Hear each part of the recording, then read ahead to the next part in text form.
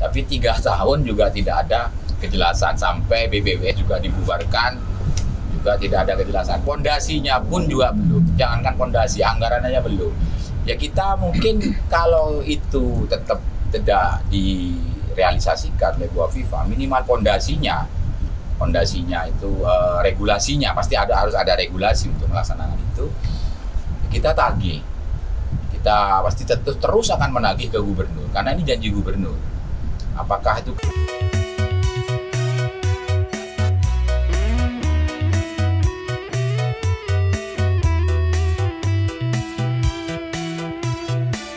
Assalamualaikum warahmatullahi wabarakatuh. Apa kabar sahabat Iqomah TV, Indonesia Culture of Madura? Berjumpa kembali dengan saya Bintoro Taklim dalam acara One Voice. Saat ini saya bertemu dengan seorang tokoh muda Bangkalan dan tidak asing lagi, yaitu Bapak Risang, aktivis sekaligus pengacara terkenal di Bangkalan. Saat ini saya langsung masuk kepada tanggapan dari Bapak Risang berkaitan dengan wacana atau program ISP, Islamic Science Park, yang sudah dilontarkan 3 tahun yang lalu oleh calon gubernur Ibu Hovifah. Sampai 3 tahun ini belum ada tanda-tanda untuk terrealisasi. Justru Februari 17 kemarin 2022 di acara Harlah NU yang ke-99, tepatnya di Pondok Pesantren Syaunah Khalil, disaksikan oleh semua tokoh, ulama, kiai, justru tokoh-tokoh nasional, termasuk ada 2 menteri, kalau tidak salah itu Menteri BUMN dan Menteri Koperasi. Itu sepertinya Bu Gubernur ini untuk membangun ISP itu sepertinya besok lusa akan dibangun. Dari semangatnya dan optimisnya. Maka dari itu ini tokoh-tokoh termasuk salah satu tokoh muda tapi berwawasan sepuh, yaitu Bapak Risang, akan memberi tanggapan. Seperti apa Bapak Risang menanggapi hal itu? baik? Begini, selama ini kan Madura itu dianggap sangat menentang, sangat tertutup terhadap pembangunan. Nah, tapi sudah dibuktikan dengan Suramadu. Setelah Suramadu ini sebagai bukti nyata bahwa Madura ini tidak menutup terhadap pembangunan, tidak anti pembangunan, dan juga sudah tidak menyangkal lagi bahwa modernisasi akan masuk. Sudah tidak bisa lagi melawan bergulirnya zaman. Madura sudah terbuka untuk pembangunan, dibuktikan dengan Suramadu dan pembangunan-pembangunan yang lain. Kemudian juga adanya BPWN membebaskan lahan sudah sangat sukses dan lancar. Rencana pembangunan dok, kapal, dan lain-lain, termasuk tiba-tiba 3 tahun lalu saat pencalonan, Ibu Gubernur Hovifah itu menawarkan sesuatu yang berbau Islam, berbau agama, seolah-olah kan waktu itu jualannya laku, sehingga beliau akhirnya jadi. Selama 3 tahun tidak ada perkembangan, kan begitu. Tiba-tiba tahun 2022 masyarakat Madura kembali diingatkan. Artinya Hovifah ini secara tidak langsung mengingatkan kembali bahwa dia punya janji. Masyarakat Madura, tokoh Madura menyambut dengan baik, tapi Hovifah kembali menyampaikan janji saja. Nah, setelah ditelaah kemudian kemudian anggarannya mana? Anggarannya tidak ada. Kalau tokoh Madura siap, apapun dengan mekanisme apapun siap. Misalnya diminta untuk penjaminan, untuk anggaran atau penalangan atau seperti apa mekanismenya. Pada intinya masyarakat Madura, tokoh Madura siap untuk mendukung pembangunan terlaksananya ISP ini. Nah, tinggal itikat baik dari Bu Hovifah, karena Bu Hovifah Februari kemarin sudah mengingat kembali janjinya bahwa dia punya janji yang harus dilaksanakan dan masyarakat Madura akan mendukung sepenuhnya.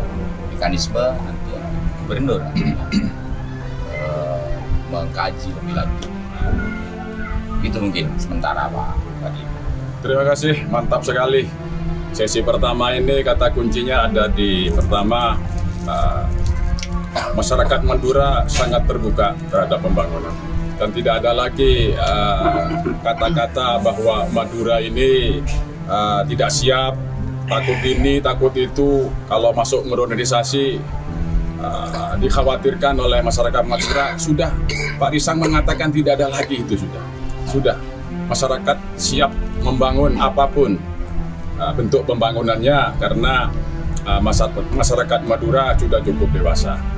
Tapi yang selanjutnya Pak Risang ini justru ada kecurigaan selama Ibu Gubernur. Keseriusannya sejauh mana? Sepertinya begitu.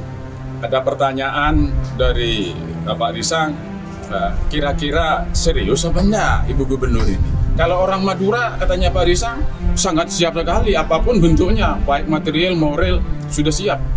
Nah ini, maka dari itu sesi kedua ini saya perlu mempertegas lagi, mempertajam lagi bagaimana Pak Risang andai kata, mengandai-andai jika program ini ternyata nol bodol. Kira-kira bagaimana menurut Bapak Risang sebagai tokoh?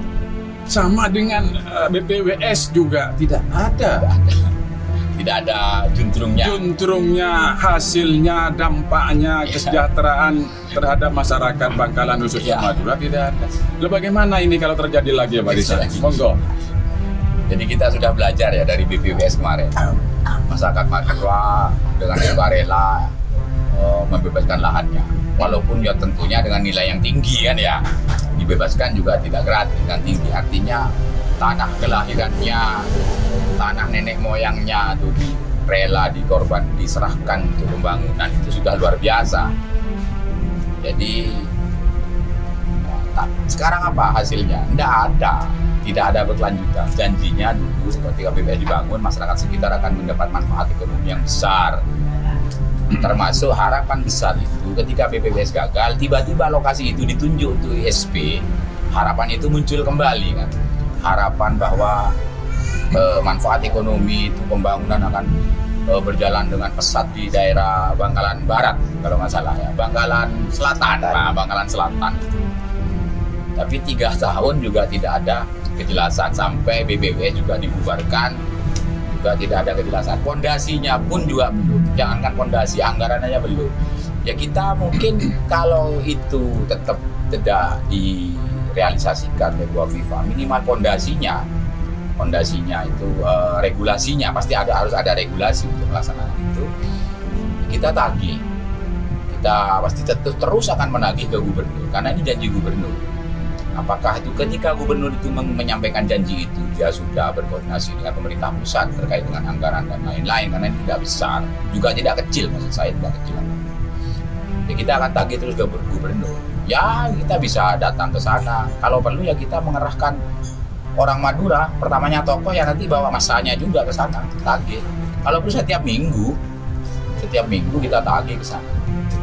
Jadi kalau diperlukan itu kan kalau anak muda bicara, gitu. Kalau anak muda bicara begitu. Tapi mudah-mudahan ini bisa diatasi oleh tokoh-tokoh, para sepuh di Madura, ulama Madura. Karena ini juga gubernur minimal itu harus meletakkan fondasinya dengan regulasinya untuk pelaksanaan. Kita bukan masyarakat Madura ini juga sudah tidak terbelakang, sudah tidak barbar. kita tahu regulasi itu harus ada dulu, pelanggaran harus ada dulu. Tetapi paling tidak itu sudah dimulai. Daripada sekarang masih nol ya kita akan tagih dengan banyak cara. Dengan banyak cara. Ya paling sederhana kalau dari kami ya kita tagih melalui unjuk rasa aja. Nggak ada, kita apalagi yang mau dilakukan. Unjuk rasa tujuannya mengingatkan gubernur akan janjinya dan meminta perhatian dari pemerintah pusat bahwa gubernur punya janji pada masyarakat Madura, dan ini pasti gubernur mencanangkan ISP ini tujuannya pasti baik. Ada janji apa itu? Hotel bintang 7, nah, itu bisa seperti Dubai nanti. Misal bintang 7, saya nggak pernah tahu di Indonesia bintang 7 itu seperti apa, ya juga nggak tahu. Tapi ini gubernur loh yang ngomong, bukan saya. Lain kali kalau memang tidak ada jangan berjanji. Kalau memang tidak ada jangan berjanji yang kemudian dianggap hanya jualan politik ketika pencalonan. Terima kasih.